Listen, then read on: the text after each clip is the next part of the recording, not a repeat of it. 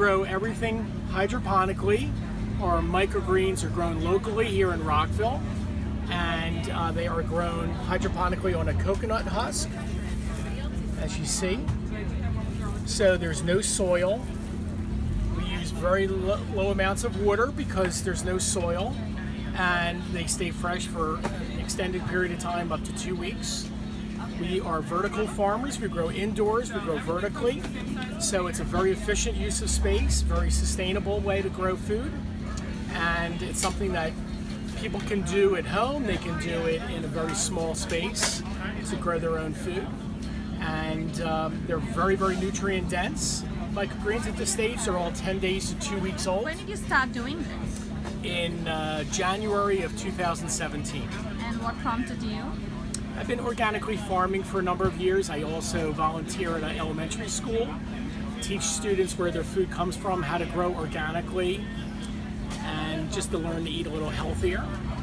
So how many of you are doing this? Is it just your family or? It is. Okay. Yeah. And that's how many farm hands? Right. And we have about 5 people. 5 people. And we sell to restaurants, and we sell at a number of farmers markets, and we do corporate health and wellness events. How many seeds would you put in this one square? So for a whole pad that fits a tray, it's probably around like 8 to 10 cups of seeds. Cups of seeds? Yep.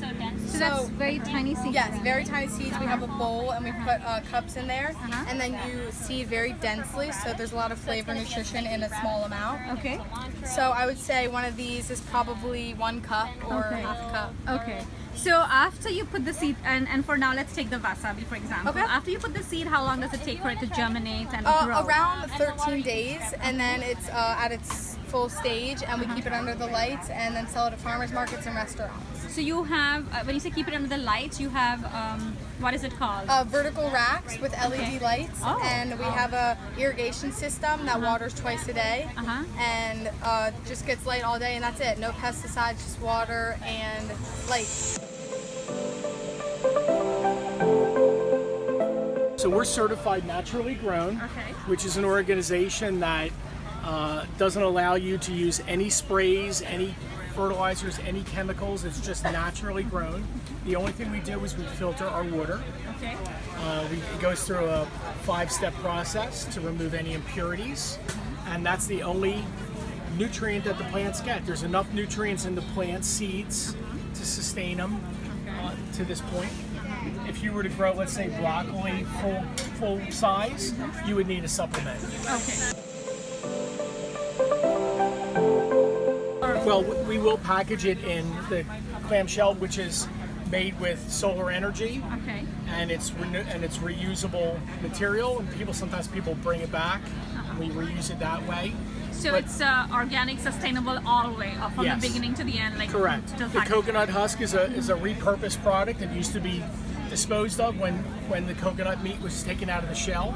It's been repurposed. We use that as our medium to grow on. Where do you get that from, the coconut husk? Sri Lanka, but any tropical country that has coconuts, obviously, is a So potential somebody to source. start this, the investment would be sourcing the coconut husks and some kind of packaging material And seeds. and seeds. Right. So what about the seeds? Like, where is your seed bank? So we purchase from about 4 different seed companies. Every seed company provides us the seeds that are non-GMO. Nothing is genetically modified. And the reason we buy from different sources is not everybody carries the same products, and prices vary widely. Challenges and obstacles in getting into this? In this, setting up a hydroponical microgreens? Right. And how did you go about it? Right. So sourcing some of the products is always a little bit of a challenge, as well as just trial and error with various seed varieties. So, you go through a lot of trial and error, a lot of testing with certain seeds in order to get it where they grow well. So that takes some time, but and then the hydroponic, as far as getting enough water, not too much water, the right temperature, the right humidity. So a lot of conditions are important to growing them well.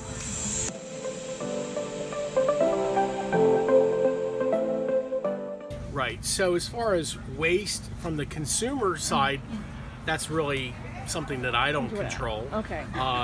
No they- feedback did you get it? Okay. Right now, the byproduct is the cocoa core, the cocoa husk, which is the medium that we grow on. Right. So that is compostable.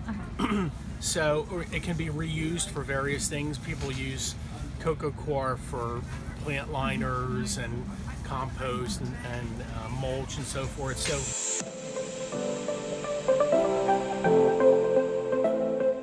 and they'll stay fresh for up to 2 weeks because they are still living. And you add this to whatever you're serving. They add a tremendous flavor, and they're very, very nutrient dense, extremely high in nutrition. We have 17 varieties. Just let me know if you'd like to sample anything. Unbelievable. Can I try a taste of your cilantro? Of course. Looks gorgeous. And very tasty. Thank you. So the cilantro, if you were to buy it at the grocery store, you pretty much have to use it within a couple days. Right. But ours is still living, so it doesn't break down quickly. It'll stay fresh and nutritious much, much longer than what you would buy at the store. Tasty. So I've been doing it for 10 years, and we teach second, third, fourth, and fifth graders at a local elementary school. And we grow in soil at the local elementary school. Okay. So it's a little different, but we grow a wide variety of vegetables, herbs, flowers. And basically the idea is to get the kids to understand where their food comes from, how to grow organically, how to eat healthier, and just introduce new varieties. We have a very diverse ethnic population at the school, so we try to grow a variety of ethnic foods so everybody is familiar with some and maybe not familiar with other foods. And it's grown every year. We have 160 students that we meet with on a weekly basis. And in the wintertime, obviously we're not going to grow outdoors so much, but we have a greenhouse. So we'll grow a smaller variety, cucumbers, tomatoes, peppers, some squashes, a few other varieties indoors in the winter. So urban agriculture has tremendous benefits for the future. One, space. It doesn't require a lot of space if you grow the way we do, which I think is the future of farming. But it's very efficient use of space, which will lower the cost of growing.